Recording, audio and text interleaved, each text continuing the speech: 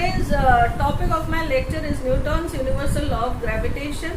So according to this theory, any object in the universe attract each other with a definite force. So let me write the heading first. Newton's universal law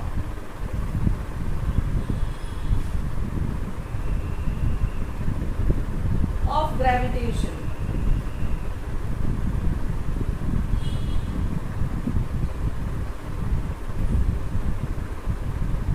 So according to this theory, what I told just now, any object in the universe attract each other with some definite force. So let's take two objects with mass m1 and another object with mass m2. So according to Newton's universal law of gravitation, this object will attract this object. Suppose this is A object, this is B object. A object will attract B and B will attract A. Okay? So according to what will be the magnitude of this force? This force will be directly proportional to the product of the masses of the two objects. Okay? Directly proportional means if we increase the mass of each object, the force of attraction will also increase. Suppose I just double it up. I just double the mass of A object and also double the mass of the B object, or I can just double it up any of the mass of object, the force will increase. Okay? So first theory is force is directly proportional to the product of the masses of the two objects which are attracting each other. Okay? Second theorem is that force, the magnitude of that force is inversely proportional to the square of the distance between the two objects. Okay? So from where select the distance? From the center. If the shape of this two object is spherical, then we must take the center and just measure the distance of this two object and just let's take that distance be d. So that force will be inversely proportional, square of the inversely proportional of that distance. Now combine these two. F is proportionality sign, product of the masses upon distance, square of the distance. Clear? If you find any doubt, any question regarding all this thing, so regarding any of my lectures, just write in the comment box. I will clear your any kind of doubt. Don't worry. So I will continue from here. What I find from this, F is directly proportional to the product of the masses of this two objects and inversely proportional to the distance, square of the distance between these two objects. Okay? So, but this cannot be used as a formula as long as we cannot put one equal to sign in place of the proportionality sign. So, for that we need some constant, proportionality constant. Let's take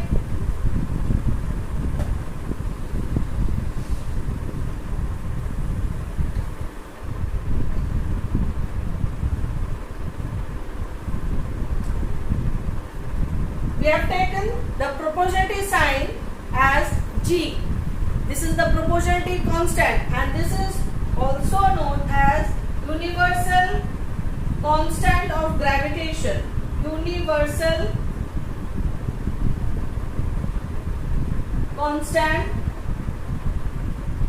I have written it in the short form of gravitation.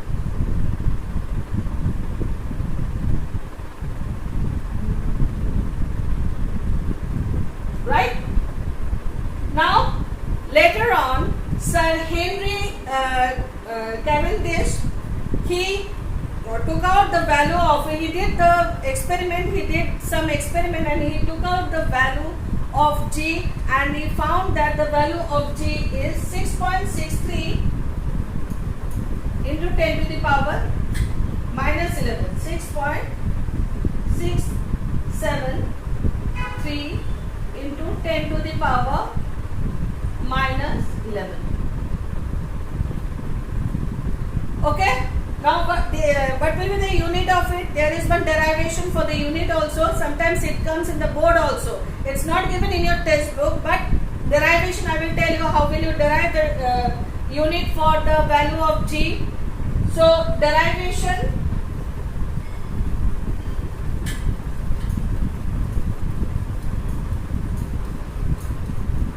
how will you find the SI unit of G? So what formula I found? F is equal to m1 m2 upon t square, and this constant is also there, G.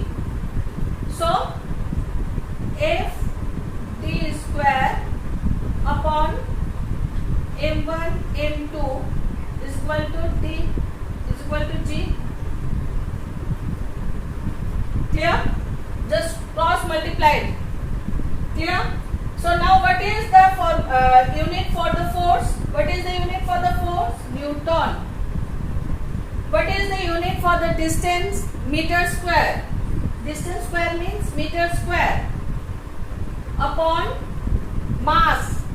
Mass of one object, that means it is in kg, into mass of second object, it is also in kg. That is kg into kg, that is kg square. Kg square.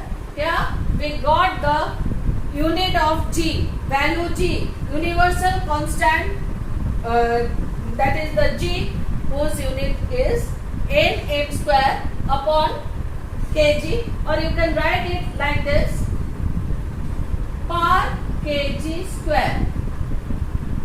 So this is the derivation for the unit of, just they twist and turn the question, find the derivation for the unit of universal constant G. So you will have to do like this. So this is not in the textbook, so just note it down and do it yourself. Okay. If you find any doubt regarding this thing, this topic or the previous topic which I taught before, just write in the comment box. I will clear it out everything. Don't worry. Now my next topic is the magnitude of the centripetal force. Just now I told the magnitude of the force with which any of the object in the universe attract each other. So now we will find if any objects rotate around anything, or any object which is in the circular motion or the circular path.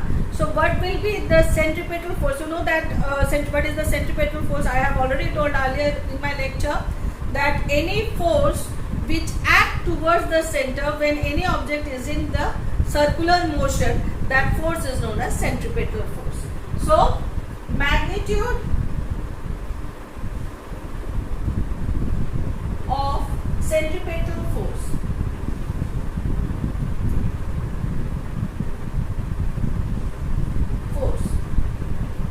So suppose any object is rotating in a circular path. Okay, suppose this is the object A which is rotating in a circular path. So what will be the magnitude of that path?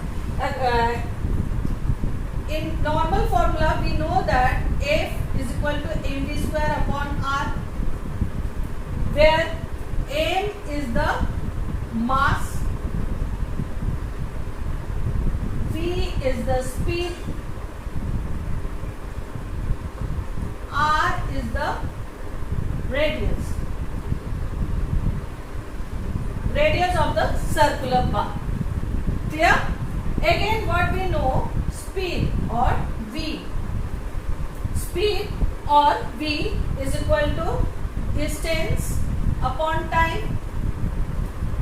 This is the normal formula we all know. when any object revolve or rotate in a circular path, what is the distance of it? The circumference of this circular path is the distance. The circumference of this circular path will be the distance. So what is the circumference? Circumference formula is 2 pi r, as we all know. Clear? So let this equation be 1. Putting this value of v in equation 1, what we will get? Putting the value of v in 1, what we will get? F is equal to m 2 pi r upon t whole square upon r m. Now just square this portion only. M into 4 into pi square into r square upon t into 1 upon r. Just divide this. When it is divided, so the reciprocal of r is used. Sorry, the reciprocal of r is used. Cut 1 r, so 1 r will come. Okay. Now I will continue as there is no space further. So now if I multiply and divide both the numerator and the denominator by r square.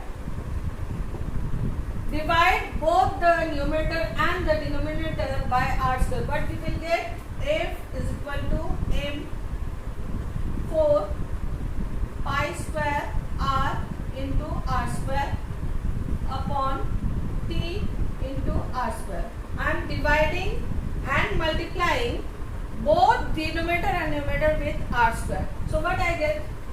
R square into r, that is r cube. I am not wasting the space, just writing directly over here r cube. Okay. So here if I take this, sorry, this is t square. If I take this, what I find? R cube upon t square. Here in the previous lecture I have already told there is some relation between the Kepler's third law and Newton's magnitude of centripetal force. Here Newton had used the Kepler's third law. What is according to the Kepler's third law? According to Kepler's third law, constant is equal to, that is Kepler's constant is equal to t square upon r cube. Isn't it? According to Kepler's third law, t square upon r cube. So here we are getting the reciprocal of the Kepler's third law, that is r cube upon t, just the reciprocal. So I can write f m into 4 pi square upon r square into k. Just making the reciprocal of k, 1 into 1k, 1 upon k, that is k. K will come in the denominator. So here m also constant. M means mass of any kind of planet. In case of solar system, mass of any planet is constant. It is not going to change any time, because the mass of any respective planet will always remain constant. 4 is obviously constant. Pi is obviously constant because its value is 3.14, that is constant. Radius in between the this is constant. Sorry, r will sometimes change. K is constant. So this whole thing is constant in case of solar system. Planetary movement in the solar system according to Newton. So only what matters, the distance between the sun and the planet matters. Okay. So how it matters? it is inversely proportional. Square of the distance is inversely proportional to the centripetal force which is present in between the sun and the planet. So he named that law as inverse law of gravitation. Inverse law of gravitation. So in any case of solar system, it is said that nothing matters, not the mass matter. This is obviously constant, 4 constant, pi constant, k constant. Only the matter is the distance in between the sun and the planet. So it is, how it matters? It inversely proportional. If the distance is more, the force will be less. If the distance is less, the force will be more.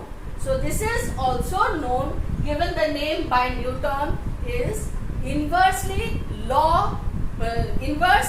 square law of gravitation.